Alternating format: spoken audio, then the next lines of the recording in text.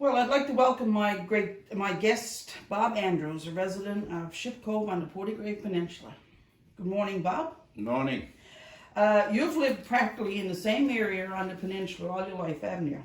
Yes, I've lived there on this land there now for almost 87 years. Would you mind telling us what it was like growing up here in Shipko Cove when you were a boy? Well, for sure, Joyce, was no paved roads.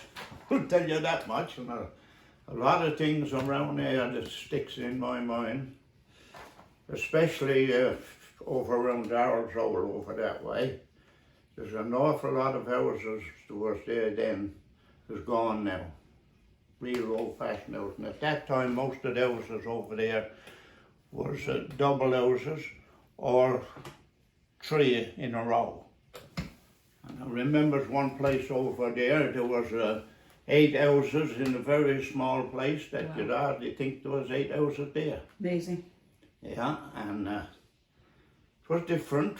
We never had very much. Nobody around here had very much at that time. But my father, he was a fisherman at that time, and before the First World War, but fish wasn't worth nothing at that time. So we made our own living by growing our own potatoes and cabbage, turnip, and stuff like that. Most everything. My father had some sheep, and he had 2 or 3 heads of cattle, and that's how we made our living. Oh, very good. Like that, you know. Yeah. Most of the vegetables and stuff at that time was grown in what we call on the backside in there, which is very familiar to you on the way to the lighthouse. Now known as Lighthouse Most all Road. the vegetables and everything was grown in there by most everybody in Shipko Cove and Darrell's Road. Oh, very good. Yeah. And how did you get in there? Did you have horse or anything? Horse Oh and carriage? yes, yeah. It was boy, I believe it was 6 or 7 roads, different ones going in. You could walk and go down through the harbour, the main road up there now going down to the lighthouse, and then there was another one going in by George Dawes' place there. Right, There was yeah. another one going in on Taylor's Hill, we call it. Oh, yeah, As a matter okay. of fact, there was 2 there. There was one up where Alf Andrews used to live, and there was another one up there where Jimmy Andrews lived. So 2 roads there. There was one Okay. going up by Walter Dawes' old place there, Oh, yes. All right. you know, and there was another one there half down the pond, Why, the old road we used to call it. yes. Old, That no would be road by hill, they Victor used to call Andrews' house. Yes. That's the one. it. Yes, Yeah. yeah, it was a... You worked hard though, It was didn't you? different. Everybody did. Yes. Joyce, everybody did. Everybody did. That's right. Mm. When you're looking at your window now here, Bob, what do you see, like when you go back in time? Well, that's what you go back in time. That's much as the same as I just explained. Yes. We didn't have very much working facilities here. It was the whole Andrews merchant that used to be down there. That was, well, I'll go back 80 years ago.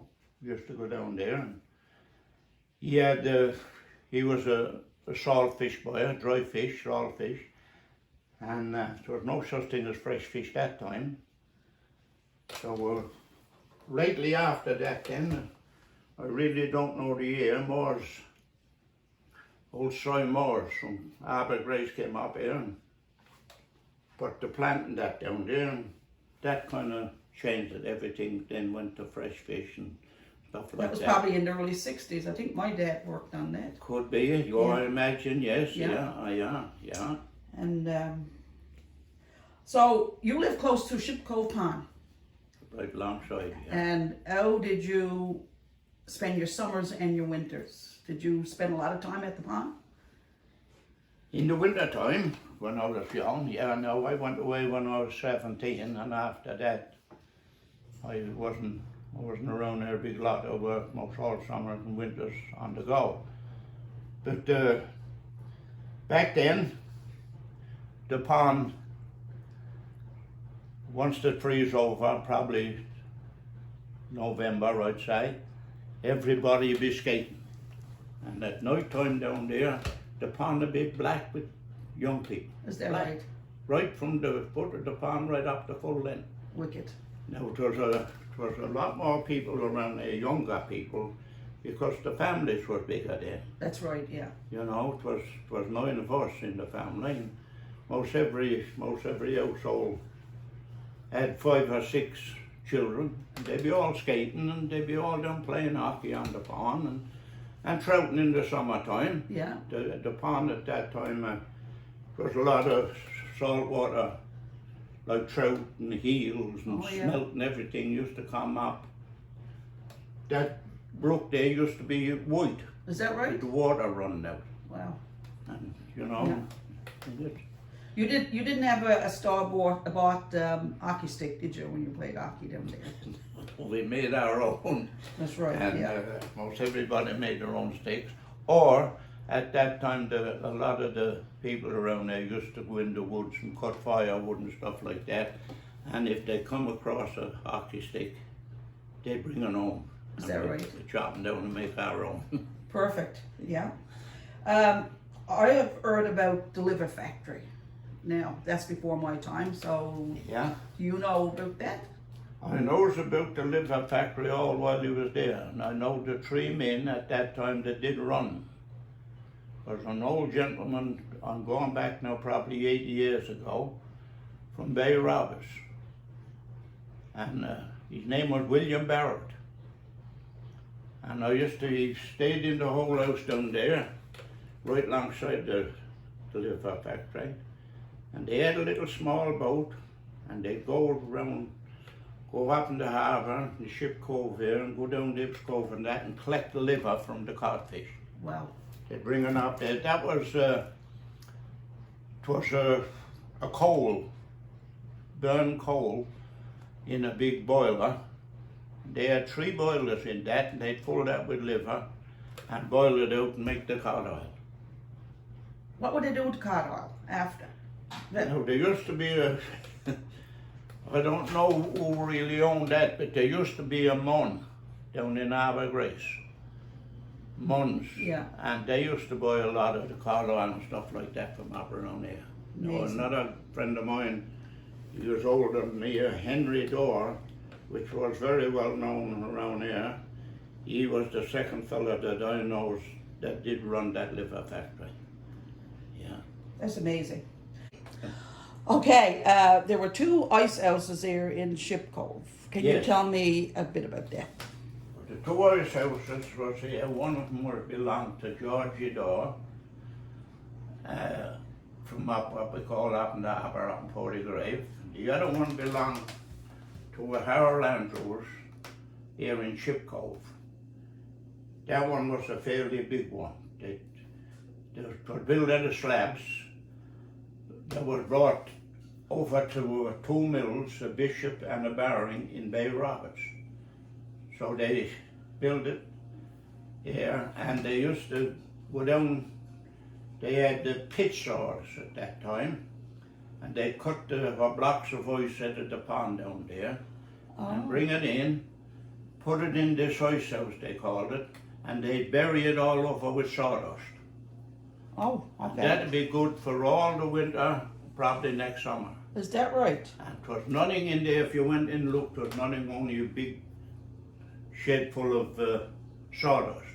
But in the meantime, in that sawdust, the ice, blocks of ice, I'd say probably 2 foot by 2 foot, was filled up that ice house. And that was there for the use of the plants and Now that's wicked. everything like that. Yeah, that's wicked. The other one was over across the road on the other side of the pond over there. It was a smaller one, and that belonged to George Dorr and Sons Limited up in Portygrave. Okay, Now that was stored there, was the Yeah. same thing, yeah. right. Man, that's amazing. There was no styrofoam put in those, didn't work, was it? Like they use today. No such thing as styrofoam. No, certainly not. Okay, so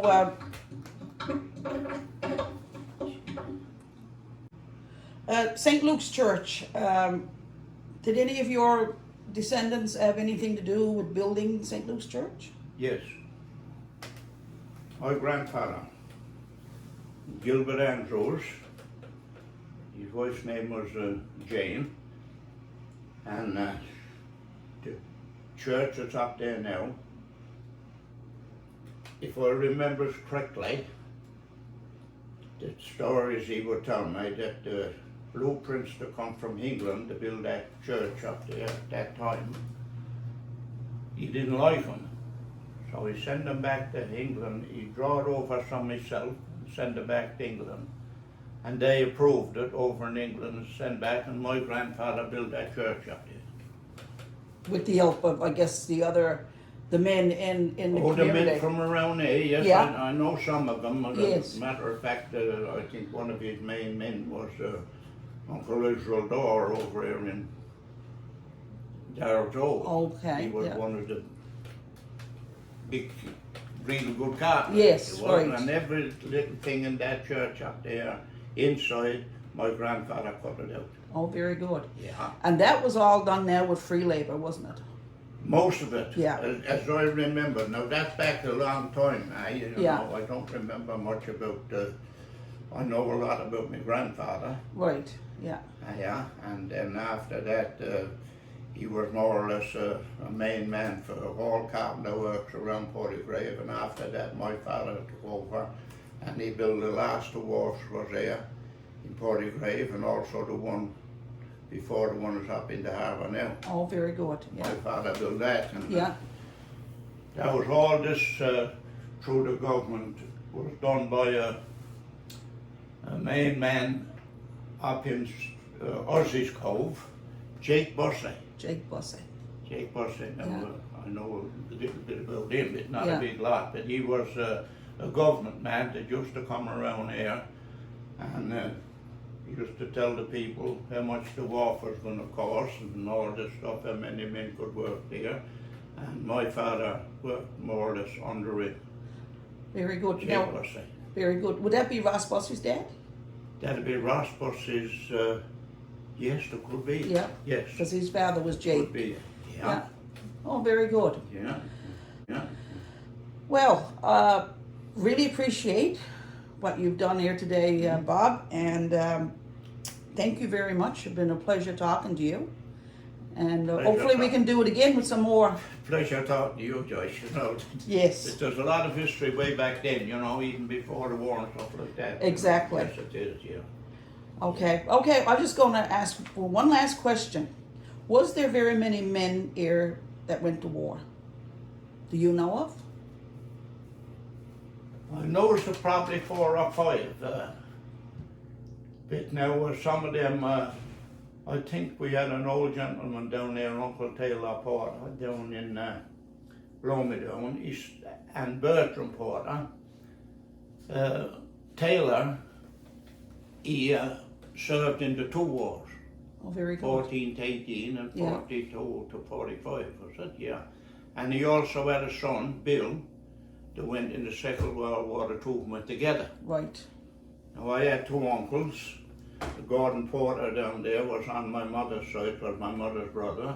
And I also had a Roy Andrews up there, was my father's brother. Them 2 went away together in the Second World War. Okay. Plus, it was different guys Yeah. around here that went away. It was 2 or 3 up in the harbour that I know of. But one of them, Nathan Ogford, he went in the First World War. Now I didn't remember him, No. but I know of him through stories told me Yes. through my father and grandfather, stuff like that. Yeah. Very good. Well, anyway, that's it for today, and Thank maybe you you very might much. let me come back A again. pleasure. Yeah. Thank you. You have a nice day now. Thank you.